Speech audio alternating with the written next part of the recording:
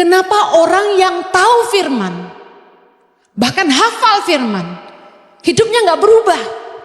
Dua saja. Yang pertama, karena mereka tidak sungguh-sungguh mengenal Allah.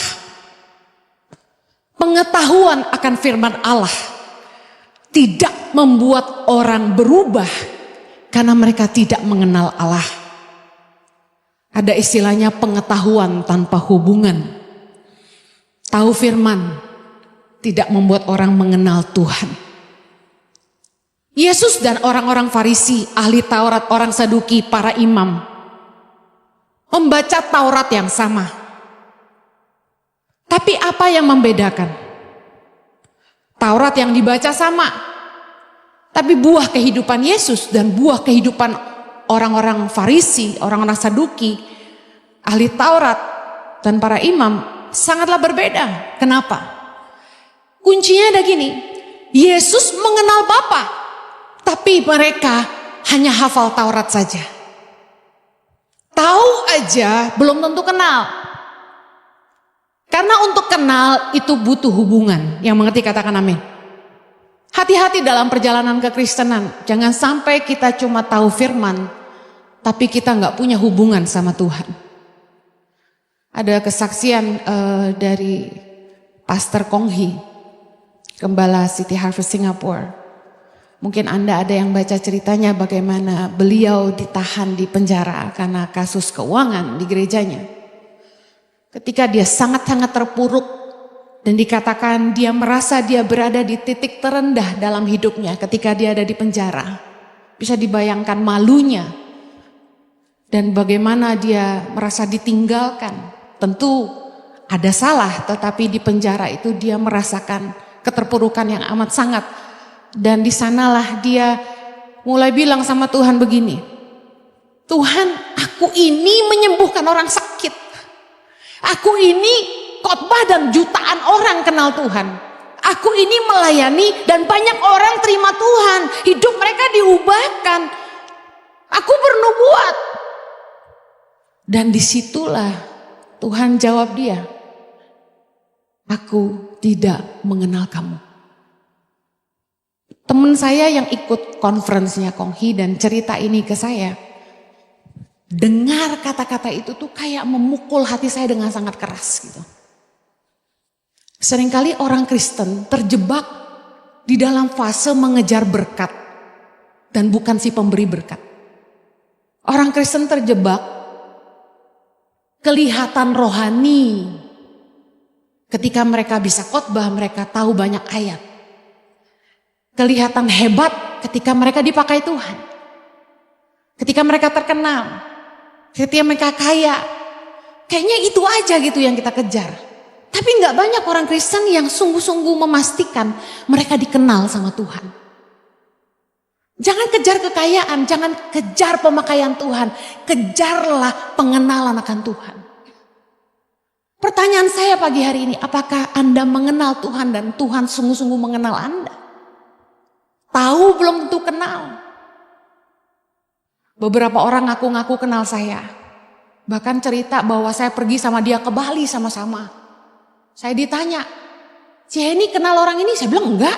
Wah, dia bilang dia ikut Cici ke Bali katanya. Ah enggak, saya bilang saya enggak kenal. Ada yang ngaku kenal-kenal. Tahu belum tentu kenal. Mungkin satu kali aja pernah ketemu, halo kenalkan namanya siapa. Dan seperti yang saya pernah bilang, saya paling gak hafal nama orang. Kenalan 10 kali baru saya hafal mungkin. Kecuali kita jadi teman. Kecuali Anda dekat sekali sama saya baru saya hafal nama. Nama pengerja aja saya lupa. Belum tentu yang singer di sini saya tahu namanya. Tahu belum tentu kenal. Banyak yang melayani di ICI tapi gak banyak yang kenal saya. Tahukah Anda itu? Karena untuk kenal butuh hubungan. Berapa banyak yang melayani di ICI datang ke saya dan benar-benar mendekati saya? Gak banyak. Sama dengan Tuhan, kita tahu firman Tuhan, kita tahu Tuhan karena Tuhan. Tapi apakah Tuhan mengenal kita dan kita sungguh-sungguh mengenal Tuhan? Tidak ada pengenalan tanpa hubungan. Yang namanya kenal itu pasti tahu Sukanya apa? Maunya apa? Apa yang bikin dia marah? Orang yang benar-benar mengenal kita pasti tahu kita siapa. Pernah lihat kita marahnya kayak apa.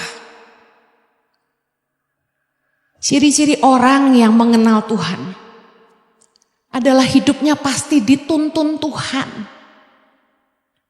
Orang kalau benar-benar kenal Tuhan, dia pasti ngerti yang Tuhan mau, bener gak? Dulu tuh saya gak suka dandan. Saya ini cewek tomboy. Olahraga bela diri yang saya suka dulu taekwondo. Pohon di rumah sampai hancur saya tendangin. Waktu kecil saya tomboy sekali, sukanya pakai celana pendek. Coba sekarang saya pakai celana pendek diomongin jemaat. Padahal ke pantai kan gak apa-apa ya. Waktu saya nikah sama suami saya polos-polosan gak gitu dandan, gak ngerti make up. Bener, pakai lipstick sampai sekarang, lupa touch up. Kalau gak kondangan saya gak touch up. Makan hilang, gue jilatin sampai habis. Terus gak pernah touch up. Satu hari ketika saya sudah menikah sama suami saya, kami jalan-jalan ke KL. Di eskalator, saya bilang sama suami saya mau mampir ke shopping center mau beliin mama saya kado. Saya mampir ke counter salah satu brand make up, dan saya karena nggak ngerti make up, saya tanya sama dia belinya yang mana kalau mau beliin orang tua saya. Ditunjukin satu set, memang sales jual yang paling mahal. Tapi bonusnya saya didandanin, ya bolehlah.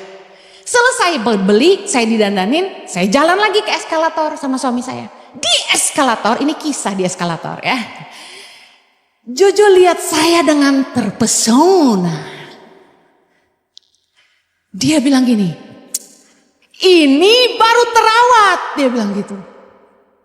Saya tersungging tapi tersinggung. Ngerti ya tersungging tapi tersinggung ya?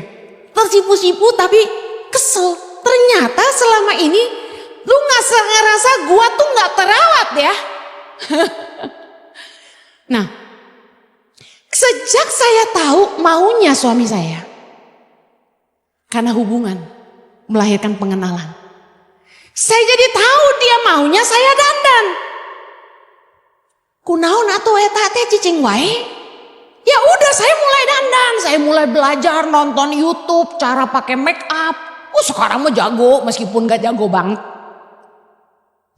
Terus dia mulai ngomong, kamu rambutnya jangan berantakan dong, gitu. Dia saya hitam gak protes, saya pesek gak protes. Yang dia protes rambut gak boleh berantakan, cuma itu doang. Gendut aja gak ngomong. Jadi saya mulai belajar ngeblow, saudara. Pegel tahu ngeblow bapak-bapak. Apalagi kayak saya, istri pengiritan, gak pernah ke salon. Ngeblow sendiri di rumah. Saya mulai ngerti maunya suami saya, hidup saya mulai berubah. Orang kalau kenal Tuhan dan tahu maunya Tuhan, pasti hidupnya berubah. Hubungan melahirkan pengenalan dan kita akan berubah karena kita ngerti maunya Tuhan. Saya percaya orang yang benar-benar punya hubungan dan mengenal Tuhan, dia ngerti maunya Tuhan apa buat hidupnya. Dan Roh Kudus di dalam dia pasti mengajar dia dan menuntun hidupnya. Heran kalau orang nggak berubah. Tapi pelayanan hebat, khotbah dahsyat kalau ngomong ayat. Tapi kalau nyakitin istri bikin hati tersayat-sayat. Yohanes 14 ayat 26, penghibur yaitu Roh Kudus yang akan diutus oleh Bapa dalam namaku, dialah yang akan mengajarkan segala sesuatu kepadamu dan akan mengingatkan kamu akan semua yang telah kukatakan kepadamu. Roh Kudus itu yang akan menuntun hidup kita, ngasih tahu kita apa yang Tuhan mau. Bahkan waktu kita bikin salah, Roh Kudus akan ingatkan kita firman Tuhan supaya kita balik lagi. Orang yang mengenal Tuhan pasti dipimpin sama Roh Tuhan. Amin. Dan yang luar biasa gini, Wahyu 3 ayat 19, firman Tuhan berkata, Tuhan bilang gini, barang siapa ku kasihi, ia ku tegur dan ku hajar. Sebab itu relakan hatimu dan bertobatlah. Tuhan tuh diam aja kalau kita bikin salah.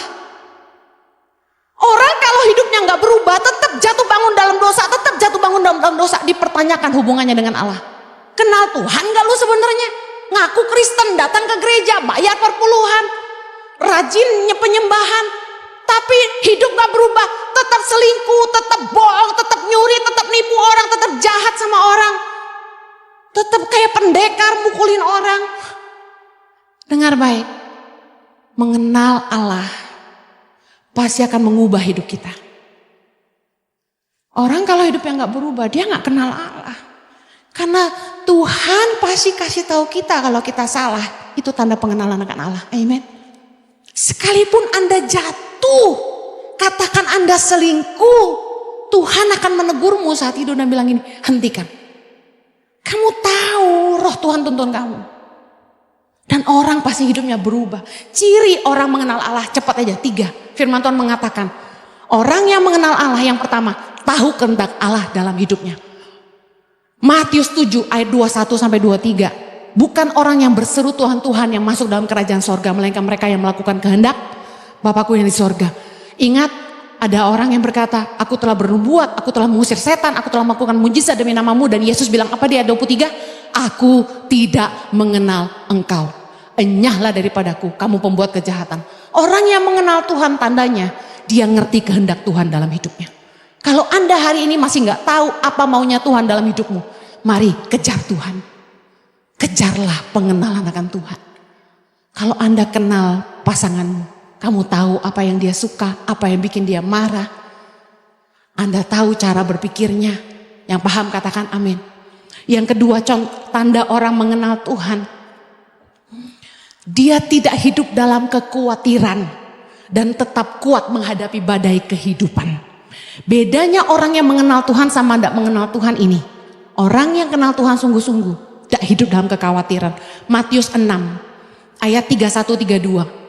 Sebab itu janganlah kamu khawatir dan berkata, apakah yang akan kami makan, apakah yang akan kami minum, apakah yang akan kami pakai. Ayat 32. Semua itu dicari bangsa-bangsa yang tidak mengenal Allah.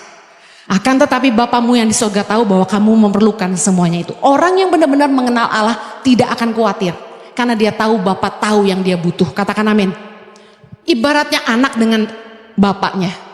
Anak saya nggak perlu khawatir besok makan apa saya. Karena dia tahu papa mamanya pasti siapin buat dia. Amen.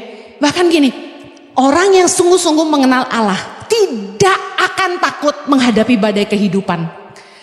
Sesulit apapun, anak-anak saya tahu saya dan suami saya tidak akan membiarkan mereka. Kami akan berusaha menolong mereka. Sama hubungan kita dengan Tuhan. Daniel 11 ayat 32b berkata gini. Tetapi umat yang mengenal Allahnya akan tetap kuat dan akan bertindak. Kalau kita sungguh-sungguh mengenal Tuhan, badai kehidupan boleh datang. Orang boleh jahatin kita, orang boleh mencelakakan kita. Tapi kita akan tetap kuat karena kita tahu Tuhan pembela kita. Amen. Filipi 4 ayat 13 berkata, segala perkara dapat kutanggung di dalam Dia yang memberikan kekuatan kepadaku. 1 Korintus 10 ayat 13 berkata, pencobaan-pencobaan yang kamu alami adalah pencobaan-pencobaan biasa yang tidak melebihi kekuatan manusia. Sebab Allah setia dan karena itu Ia akan tidak akan membiarkan kamu dicobai melampaui kekuatanmu. Pada waktu kamu dicobai, Ia akan memberikan kepadamu jalan keluar sehingga kamu dapat menanggungnya. Kita akan ngadapin masalah, semua orang ngadapin masalah, semua orang punya badai kehidupan masing-masing. Tiap kita pergumulannya beda-beda. Tapi membedakan orang yang mengenal Allah dan orang yang tidak mengenal Allah ada gini. Orang yang tidak mengenal Allah akan jadi lemah dan putus asa. Takut, kecewa dan meninggalkan Tuhan, meninggalkan iman. Tapi orang yang mengenal Allah akan tetap kuat. Dia percaya Tuhan pasti tolong dia. Tuhan pasti buka jalan.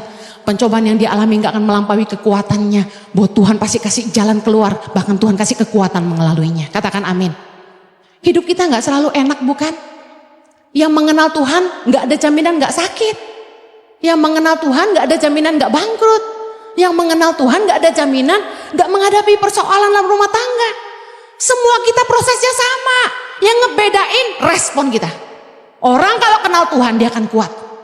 Katakan amin. Ciri orang yang mengenal Allah yang ketiga, dia hidup mengasihi Allah dan sesama. Oh, ada orang-orang Kristen yang ngomong kasih paling jago tapi tidak melakukan kasih. 1 Korintus 8 ayat 3 berkata gini, tetapi orang yang mengasihi Allah, ia dikenal oleh Allah. Nah, gimana cara mengasihi Allah?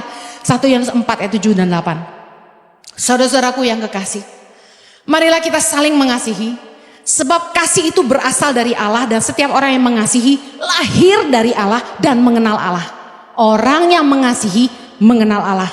Barang siapa tidak mengasihi, ia tidak mengenal Allah. Sebab Allah adalah kasih. Sederhana gini. Kenapa orang Kristen bisa gak punya kasih? Karena gak punya hubungan sama Tuhan. Kalau mereka terhubung sama Tuhan, Allah adalah kasih. Dia sumber kasih. Kita pasti punya kasih. Amin. Kalau orang mengaku mereka kenal Tuhan tapi gak punya kasih sama orang, jahat. Kalau ngomong nyakitin orang, bisa mencelakakan orang, fitnah orang, nyuri, nipu, jahat sama orang. Saya jamin orang itu gak kenal Tuhan sebenarnya. Ciri orang yang benar-benar mengenal Allah adalah mereka hidup dalam kasih. Katakan amin. Yang terakhir, mengapa orang yang tahu banyak firman hidupnya gak berubah? Tadi yang pertama, karena mereka tidak mengenal Allah. Yang kedua, karena mereka hidup dalam kefasikan. Orang-orang fasik hanya tahu firman tapi tidak melakukan. Hati-hati jangan sampai cuma tahu firman, sekedar nyangkut jadi pengetahuan tapi tidak jadi gaya kehidupan. Taurat yang kita hafal tidak akan mengubah hidup kita, tidak akan mengubah cara berpikir kita, kalau hanya sekedar jadi pengetahuan dan bukan gaya kehidupan. Anda harus tahu bahwa setiap tindakan kita ini lahir dari pikiran kita. Mari saya mau ajarin bagaimana caranya firman Tuhan itu bisa mengubah hidup kita. Perbuatan, tindakan lahir dari pikiran. Berarti firman Tuhan harus mengubah cara berpikir kita. Berubahlah oleh pembaharuan akal budimu. Kata Roma 12 ayat 2. Berubah oleh pembaharuan budi oleh firman Tuhan. Saya jelaskan pelan-pelan. Cara berpikir kita yang duniawi ini harus diganti dengan cara pandang firman Allah. Kalau Anda dengar khotbah atau baca firman, jangan suka berargumentasi, tetapi dimengerti dan dihidupi. Saya ulangi. Kalau Anda baca firman dan dengan khotbah, jangan suka berargumentasi, tapi coba dimengerti dan dihidupi. Orang tuh kalau dengar firman, banyak yang suka protes. Saya kalau upload khotbah di Instagram, wah yang protes beberapa. Tapi kak, gitu. Tapi kan. Nah, ada yang ngeselin kemarin.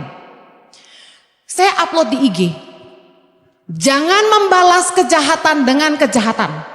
Saya jabarin tuh penjelasannya singkat, padat dan jelas. Ada ayatnya banyak.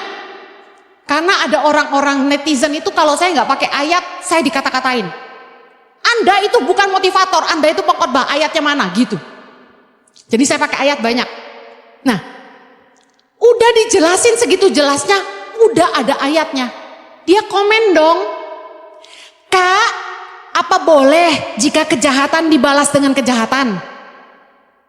Kira-kira gimana perasaan Anda? Ini orang kenapa ya? Tell me to lalit atau nggak ngerti? Udah dijelasin, jangan membalas kebaikan dengan kejahatan, jangan membalas kejahatan dengan kejahatan. Ayatnya lengkap, masih tanya, Kak, apa boleh kejahatan dibalas dengan kejahatan? Itu kok di depan saya langsung, on banget sih kamu, gitu. Dengar baik. Kalau Anda pengen firman Tuhan itu merubah cara berpikir Anda, jangan sok pinter. Orang yang sok pinter itu gak akan berubah hidupnya. Dengar firman itu coba di ngerti gitu. Dengar firman, dimengerti dan dihidupi. Jangan berargumentasi. Saya mau ajak Anda sedikit ngupas gini. Kita ini kan hidup di dunia. Value-value dunia itu masuk semua ke pikiran kita, betul? Saya pernah cerita, kita banyak nonton film Korea, kita kerjaannya jadi melo-melo, nangis-nangis, main drama ya kan. Lalu kita nonton film, cewek dan cowok dating, makan malam sama-sama, endingnya tidur sama-sama. Ini anak-anak muda bahaya loh. Standarnya udah ngikut dunia. It's okay sex before marriage. Terus mulai lihat, oh cewek sama cewek boleh nikah. Oh gitu ya. Wah, nilai-nilai dunia. Oh zaman sekarang nge-vape ya, oh rokok ya, semua diserap. Ini value dunia masuk ngeracunin pikiran kita. Nah, bagaimana memindahkan value-value dunia ini dengan kacamata firman Allah adalah begini. Contoh, dunia berkata, yang penting kaya. Nggak usah dunia, anak saya aja ngomong sama saya. Mama, aku mau kaya. Biar mama jangan naik kelas ekonomi lagi kalau naik pesawat terbang, dia bilang gitu. Aku mau bisa beliin mama bisnis kelas. Kemarin kami dibayarin orang tiket ke Kanada ya, sekeluarga ya. Berkat Tuhan, amin. 5 tiket dibayarin for free. Dia lihat saya naik ekonomi itu saya nggak bisa tidur. Jadi puluhan jam nyampe ke Kanada saya udah terteler-teler. Anak saya langsung ngomong gitu. Mama, aku akan jadi orang kaya. Dan kalau aku kaya, mama gak perlu naik ekonomi kelas lagi. Dalam hati saya bangga tapi sedih. Kok anak saya mimpinya jadi kaya aja? Tapi dunia mengajarkan begitu, kita semua juga bilang begitu. Yang penting hidup itu kaya. Benar apa benar? Jujur. Tapi Yesus berkata, Matius 16 ayat 26. Apa gunanya seorang memperoleh seluruh dunia tetapi kehilangan nyawanya? Dan apakah yang dapat diberikannya sebagai ganti nyawanya? Memiliki seluruh dunia. Wow, Anda lihat artis-artis yang kaya-kaya? Whitney Houston, almarhum. Michael Jackson, almarhum. Dan masih banyak lagi yang lain. Apa yang mereka tidak punya? Kita yang belum kaya-kaya banget, coba lihat dulu mereka yang sudah kaya banget. Oke? Apa yang mereka tidak punya? Nama punya, tenar banget. Uang banyak banget. Pacar banyak banget. Apa yang mereka tidak bisa beli? Tapi lihat ujung hidup mereka. Mereka matinya overdosis karena drug. Kita yang belum kaya pengen kaya. Kira-kira kalau kita kaya kayak gimana? Mari lihat artis Hollywood. Brad Pitt si ganteng. Tidak sedunia karena Jojo yang ganteng sedunia. Brad Pitt itu ganteng. Nikah sama artis kesayangan saya Jennifer Aniston. Nggak dikaruniai anak, cerai. Nikah sama Angelina Jolie, si bibir seksi. Saya suka dua-duanya. Cuantik. Main Tomb Raider keren. Suka saya sama Angelina Jolie. Meskipun dia rada-rada aneh ya katanya. Tapi lihat. Orang pengen nikah sama perempuan paling cantik sedunia. Saya mau tanya, apa kurang cantik mereka? Apa kurang seksi? Apa kurang montok? Apa yang uang gak bisa kasih mereka? Mereka kaya, mereka punya mansion, istana, rumah di mana-mana. Harta banyak, istri cantik, suami paling ganteng. The hottest man in the world, Brad Pitt dulu. Saya kasih tahu, kita yang gak punya yang mereka punya. Oh, saya sih punya, suami yang paling hot sedunia. Mereka berakhir bercerai. Brad Pitt bercerai dengan Jennifer, bercerai lagi kalau alasannya gak punya anak. Dengan Angelina Jolie punya anak tapi cerai juga. Apa yang kita cari sebenarnya kalau harta? Yesus bilang, apa gunanya seorang memperoleh seluruh dunia tapi kehilangan nyawanya? Jadi yang lebih penting mana? Nyawa atau harta? Nyawa. Lukas 12 ayat 15. Katanya lagi kepada mereka, berjaga-jagalah dan waspadalah terhadap segala ketamakan. Yesus bilang, jangan serakah. Sebab walaupun seorang berlimpah-limpah hartanya, hidupnya tidaklah tergantung daripada kekayaannya itu. Yesus tuh ngomong bener. Kita pakai kacamata dunia, wih duit segalanya. Yesus bilang, jangan serakah. Kalau kamu bilang duit segalanya, apapun kamu ukur pakai duit. Apapun yang kamu lakukan cari duit. Betul? Tapi Yesus bilang, Sekalipun seorang berlimpah-limpah hartanya, hidupnya tidaklah tergantung daripada kekayaannya. Apakah uang bisa menyelamatkanmu dari pandemi kemarin? Yang kena COVID itu banyak kan orang kaya, yang punya private jet, yang punya helikopter, gak anti pandemi. Saya kasih tahu, Tuhanlah segalanya, bukan uang. Jangan terjebak. Kita kejar berkat, gak kejar si pemberi berkat. Hidup orang gak berubah karena mereka tahu firman tapi gak lakukan. Cinta uang adalah akar segala kejahatan. Demi cari duit, orang gak lakukan firman. Mereka menyiksa diri dengan berbagai duka, bahkan meninggalkan iman, kata firman Tuhan, karena uang. Jangan sampai karena cari duit kamu gak cari Tuhan. Dulu lagi susah, datang ke sini, ikut ibadah nyembah-nyembah sampai nangis meler-meler. Saya lihat tisunya sampai lecek banyak, minta didoain sama kami. Begitu diberkati Tuhan, usahanya rame, hilang dari gereja. Saya kasih tahu, jangan karena cari duit gak cari si pemberi duit. Tuhan harus jadi segalanya. Bagaimana firman Tuhan bisa mengubah cara berpikir kita? Ada lagi nih. Pandangan firman Tuhan harus menggantikan cara berpikir dunia kita ini loh. Lagi. Kekristenan hanya akan jadi agama. Orang Kristen akan jadi agamawi, hidup dalam kemunafikan. Kalau kita belajar tentang Tuhan tapi kita gak punya hubungan dengan Tuhan. Firman yang kita dengar, yang kita baca, cuma jadi hafalan pengetahuan dan tidak jadi gaya kehidupan. Berapa banyak orang Kristen bicara kasih, tapi hidupnya tidak punya kasih. Semua firman yang kita baca gak boleh cuma jadi hafalan dan pengetahuan, tapi harus bisa mengubahkan cara pandang kita. Bagaimana caranya? Yosua 1 ayat 8. Firman Tuhan mengajar gini. Janganlah kamu lupa memperkatakan kitab Taurat. Firman harus diperkatakan. Katakan firman harus diperkatakan. Karena iman timbul dari pendengaran firman Tuhan. Yang kedua, renungkanlah itu siang dan malam. Katakan firman Tuhan harus direnungkan. Supaya kamu bertindak hati-hati sesuai dengan segala yang tertulis di dalamnya. Katakan firman Tuhan harus dilakukan. 3. Firman Tuhan harus diperkatakan. Ulangi sama-sama. Firman Tuhan harus diperkatakan. Firman Tuhan harus direnungkan. Firman Tuhan harus dilakukan. Nah, bagaimana perenungan firman bisa membuat kita mengalami pembaruan akal budi? Ada gini. Waktu kita baca firman, jangan dibaca, jangan dihafal, direnungkan. Katakan direnungkan. Ketika Anda renungkan tuh gini. Nikmati satu ayat, renungkan dalam-dalam, pengenalan akan Allah. Pengenalan akan Allah. Renungkan, cari ayatnya, renungkan, dikunyah.